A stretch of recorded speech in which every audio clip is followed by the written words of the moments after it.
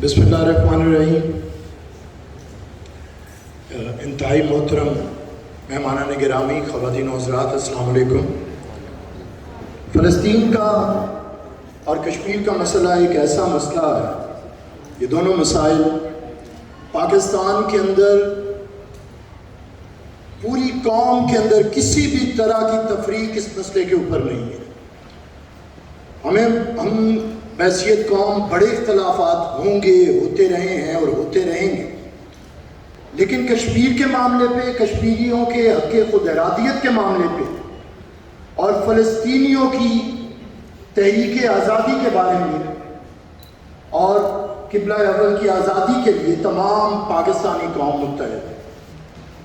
لیکن جو بات پریشانی کی ہے وہ یہ ہے کہ جدھر اس وقت یہ کانفرنس ہو رہی ہے، انٹرنیشنل کانفرنس، اس سے بالکل اس ہوٹل کے بائیں جانب پنجاب اسمبلی ہے. اس پنجاب اسمبلی کے اندر 1974 میں ایک اسلامی سربراہ کانفرنس منعقد ہوئی تھی. پاکستان کے اندر پہلی دفعہ پورے عالم اسلام کے حکمران تشریف لائے تھے. شہید ذوالفقار علی بھٹو نے اس کی صدارت اور قیادت کی تھی، اور پہلی دفعہ اس کے اندر یاسر عرفات صاحب کو بطور سربراہ ریاست کے مدعو کیا گیا تھا. اس کانفرنس کے اندر فیصلہ ہوا تھا کہ فلسطین ایک آزاد ریاست ہے، ہم فلسطین کو ایک آزاد ریاست کے طور پہ مانیں گے. اسی کانفرنس میں یہ فیصلہ ہوا تھا، اور شہید ذوالفقار علی بھٹو کی تاریخی تقریر آپ کو مل جائے گی، آپ اگر گوگل پہ بھی سرچ کریں گے، جو انہوں نے خطاب کیا تھا. تو شہید ذوالفقار علی بھٹو نے کہا تھا کہ پاکستان کی ریاست اور پاکستان کی فوج عالم اسلام کی نمائندہ ریاست اور عالم اسلام کی فوج ہے، اور اگر کسی مظلوم مسلمان کو کسی وقت بھی ضرورت پڑی تو پاکستانی فوج اس کا ساتھ دے گی. یہ صرف الفاظ نہیں تھے. شاید سینیٹر مشاہد حسین سید صاحب آج ذکر نہیں کر سکے، لاسٹ ویک انہوں نے سینٹ آف پاکستان کے اندر اپنی اسپیچ میں بتایا کہ جس وقت فلسطینیوں کے اوپر بمباری کی جا رہی تھی تو شہید ذوالفقار علی بھٹو نے یہاں سے پاکستان ایئر فورس کے طیارے بھیجے، ہمارے پائلٹس گئے اور چند دنوں کے اندر نقشہ بدل کے رکھ دیا، اور فلسطینیوں کو وہاں پہ ان کے فتح کی ایک جو بنیاد تھی اسے رکھی. میں سمجھتا ہوں کہ یاسر عرفات کا نہ ہونا تحریک آزادی فلسطین کے لیے بہت بڑا نقصان ہے، لیکن آج کا فلسطینی بچہ، آج کا فلسطینی جوان، آج کا فلسطینی مجاہد جب آواز دیتا ہے تو پورے عالم اسلام میں کوئی شہید ذوالفقار علی بھٹو نہیں ہے، پورے عالم اسلام میں کوئی انور سادات نہیں ہے، پورے عالم اسلام میں کوئی شاہ فیصل نہیں ہے، پورے عالم اسلام میں کوئی معمر قذافی نہیں ہے.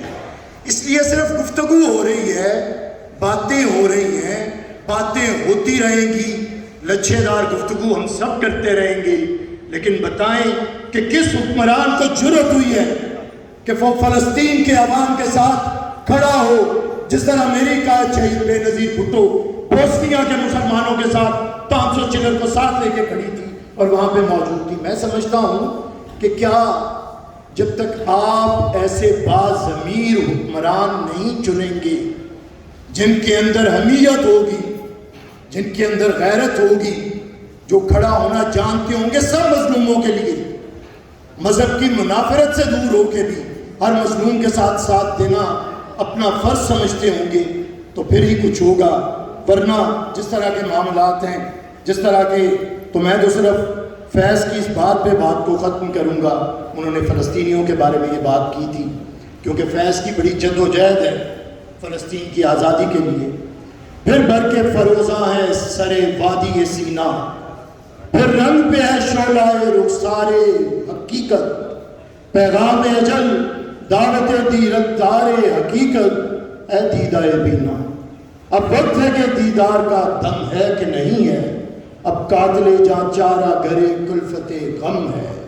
گلزار ارم پر طوے صحرائے عدم ہے. پندار جنوں حوصلہ راہ عدم ہے کہ نہیں ہے.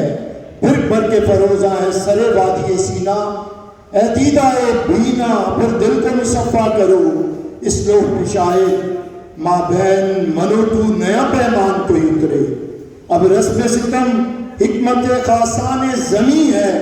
تاریخ ستم مصلحت مفتی ادی ہے. اب صدیوں کے اقرار کے اطاعت کو بدلنے اب صدیوں کے اقرار اطاعت کو بدلنے لازم ہے کہ انکار کا فرما کوئی اترے. اگر آپ نے لا سمجھ لیا انکار کرنا مسلم امہ کو آ گیا تو پھر ضرور ہم دیکھیں گے جب ظلم و ستم کے کوہ گراں روئی کی طرح اڑ جائیں گے. بہت شکریہ. جی بہت شکریہ محترم